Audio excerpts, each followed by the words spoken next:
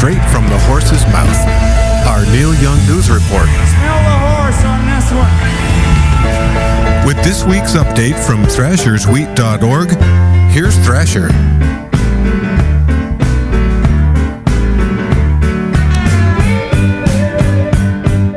Hey, Thrasher here with this week's Neil Young news, and it's now officially springtime. Planting season has begun, and the wheat fields are filling up again with lots of Neil Young news. So, getting right to it, Pono still remains the big Neil Young news topic of the week. We'll talk about that in just a moment, come back to that, but we'll hit a couple of other news items. The tickets for Neil Young's Chicago solo shows have gone on sale this week, so hope everyone made out okay with getting tickets in the pre-sale and the regular sale. Those dates are April 21st and 22nd. Don't have any ticket availability information. Have not heard that they have sold out as of yet. So good luck on that. And the other news from this week, we had a statement come out from Warner Brothers saying that the planned vinyl box set re-release of 4 albums from the 70s, including Time Fades Away. That re-release that had been planned for Record Store Day in April has been postponed. Apparently, all the other activity going on with Pono and tours and who knows what else has somehow delayed that, and so we're looking at a fall release on that. Otherwise, no new news on A Letter Home, the Jack White album, nothing on the CSNY box set, no other tour dates. So again, all news seems to point back to Pono at the moment. And speaking of Pono, Neil's been giving lots of interviews online and in the press and on the radio and so on.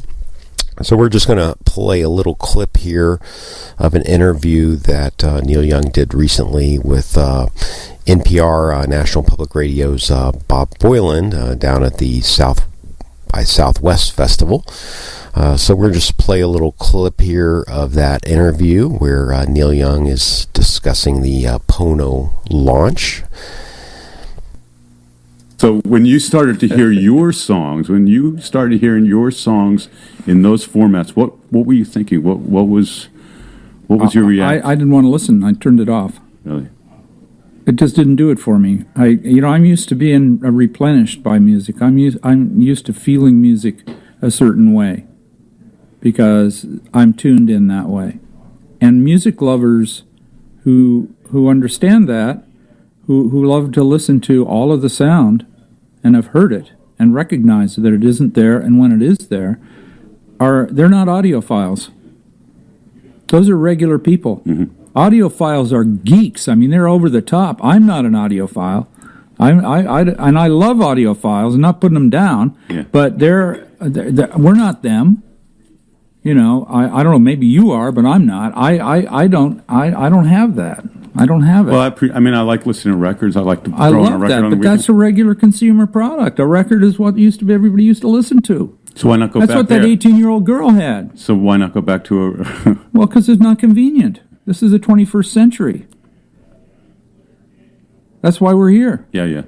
That's what this is about. We're bringing that sound with the convenience of the MP3. It's very simple. And a player that's so simple, is dedicated to do one thing, only one thing. And it's just got a couple of buttons on it, and it's got a little window so you can see what you're doing, and it's a little touch screen because everybody's familiar with that. But that's it.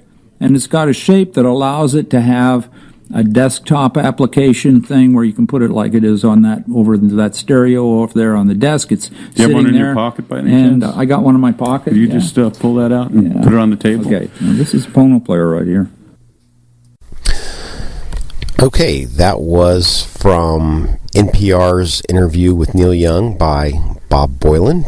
Neil Young talking about the Pono launch, which continues to be very successful over on the Kickstarter campaign.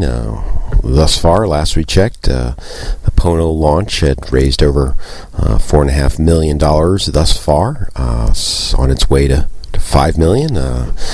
Just the other day, they released another Pono Collector's Signature Edition. This was the Crazy Horse edition of Pono, and that version sold out almost immediately. Seems as if the Crazy Horse model was the most popular model to be offered yet.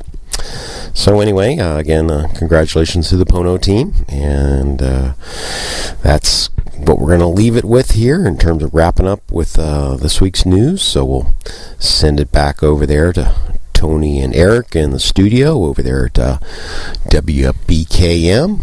You guys keep on rocking in the free world.